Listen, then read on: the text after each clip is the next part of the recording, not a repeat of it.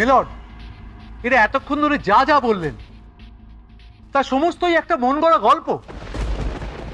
না হলে নিজের পরিবার পরিজন থাকতে কেনই বা গঙ্গাকে পালিয়ে বেড়াতে হবে? আসলে ওনারা এই সমস্ত বলে একটা খুনিকে আড়াল করতে চাইছে। জেনে বুঝে একটা খুনিকে ওরা গা ঢাকা দিয়ে থাকতে সাহায্য করেছিল। আইনের চোখে সেটাও কম বড় অপরাধ নয়। এই গঙ্গা আসলে মুখার্জি পরিবারের কেউ নয়। আদালতের কাছে ওর একটাই পরিচয়, ও খুনি। না না, সব মিথ্যা কথা। আমার মেয়ে, আমার একমাত্র মেয়ে পড়ি পড়ি পড়ি পড়ি পড়ি চুপ করে থাকিস না। পড়ি পড়ি কথা বল, পড়ি কথা বল। তুই বল যে তুই আমার মেয়ে। এরা সবাই তোর পরিচয় নিয়ে উল্টো পাল্টা কথা বলছে। প্লিজ ওনাকে সামলান। তুই এভাবে চুপ করে থাকিস না। তুই বল যে তুই আমার মেয়ে। পড়ি পড়ি চুপ করে থাকিস না। পড়ি পড়ি তোর বাবা খুব অসুস্থ, বিছানায় শুয়ে আছে মানুষটা। পড়ি পড়ি আমি সবাইকে বলেছি তুই আমার মেয়ে। আমি সেটা প্রমাণ করে ছাড়বো, আমি সেটা প্রমাণ করে ছাড়বো। এটা আদালত, আদালতের কাজে বিঘ্ন ঘটাবেন না। পড়ি আমার কথাটা শোন। পড়ি পড়ি চুপ করে থাকিস না। পড়ি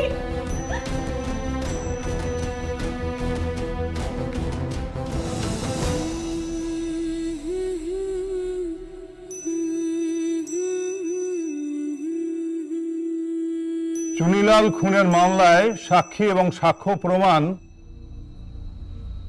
অভিযুক্ত গঙ্গার বিরুদ্ধে গেলেও এই কেসের সওয়াল জবাবে অনেক নতুন অজানা তথ্য উঠে এসেছে। তাই পরবর্তী শুনানি হবে আগামী 21 তারিখ। আজকের মতো আদালত এইখানেই মুলতবি ঘোষণা করা হলো।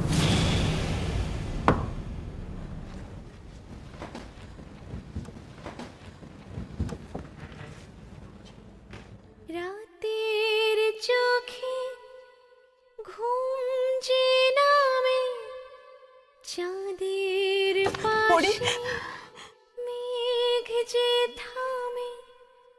রাতের চোখে ঘুম যে নামে। পড়ে আমার কাছে, পড়ে আমার কাছে আয় না। পড়ে একবার পড়ে একবার আয়। পড়ে যে থামে আমার পাশে নেই তো তুমি মা।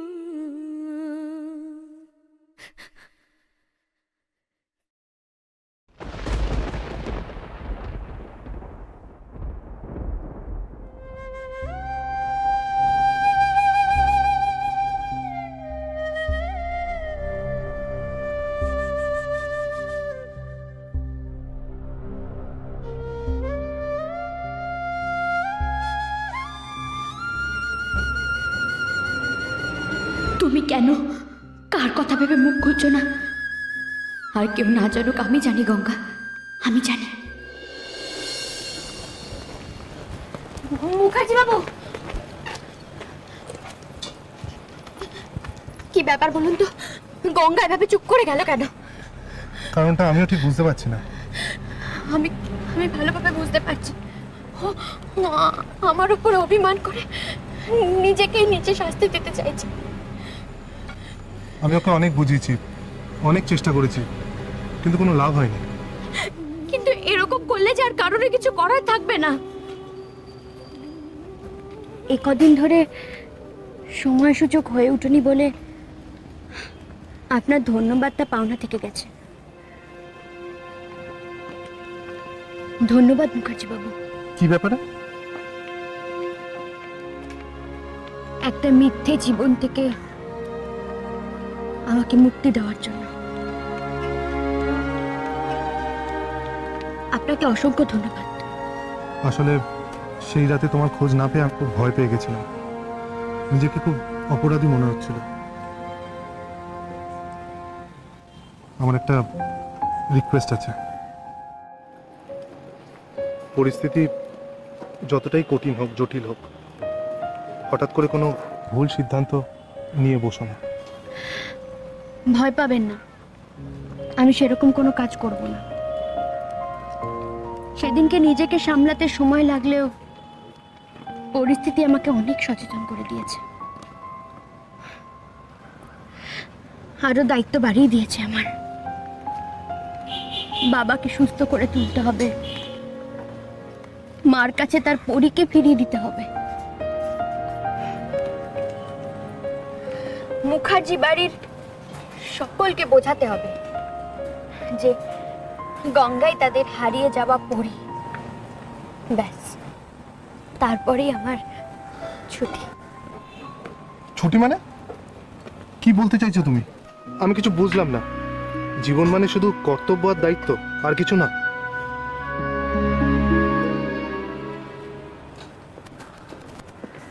ঝিলিক, আমি তোমার খোঁজেই এখানে এসেছি। বলুন।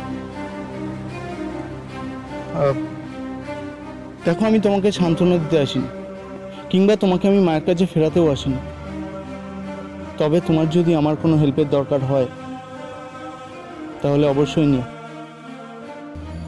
আপনি যে আমার জন্য এতটা ভেবেছেন তার জন্য আপনাকে অসংখ্য ধন্যবাদ আদিত্যবাবু। কিন্তু ভবিষ্যতে এরকম কোনো প্রয়োজন আমার হবে না।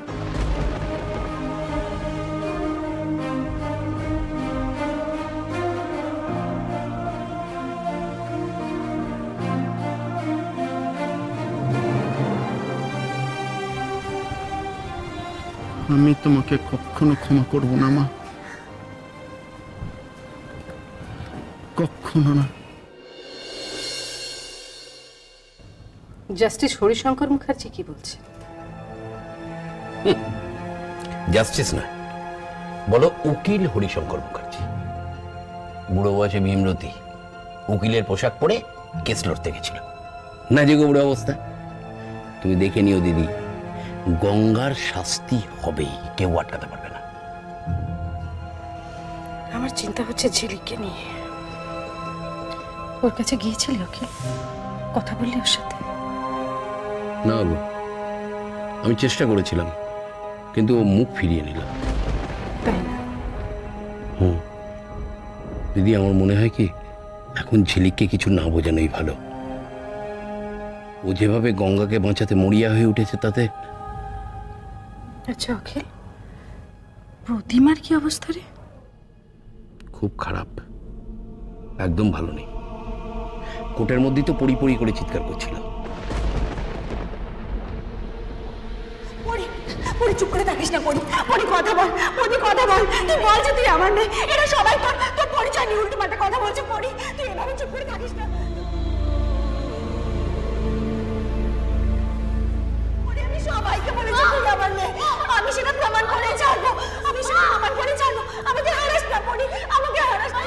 বল পরি। আমিও ভালো নেই অখিল,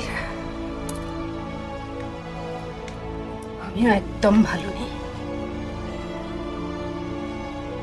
ঝিলিক দূরে চলে যাওয়ার পর যে আমার কি অবস্থা!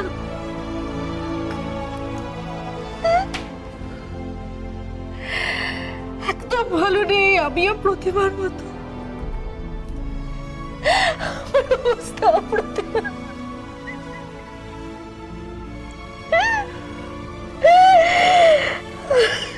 দিদি, দিদি, আমি একটা কথাই ভাবছি, গঙ্গা যদি জেল হাজত হয়ে যায় তাহলে ঝিলিক কি কোনোদিন তোমায় ক্ষমা করবে? কথাটা যে আমিও ভাবিনি তা নয় রে, বড় উভয় সংকটে পড়েছি।